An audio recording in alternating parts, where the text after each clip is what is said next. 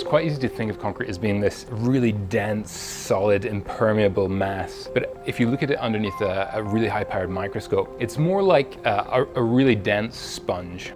And so it has all these tiny capillary pores, and one of the issues that we have is that water goes into those pores.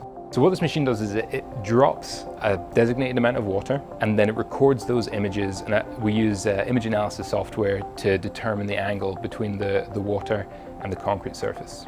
Concrete is actually the most used construction material in the world.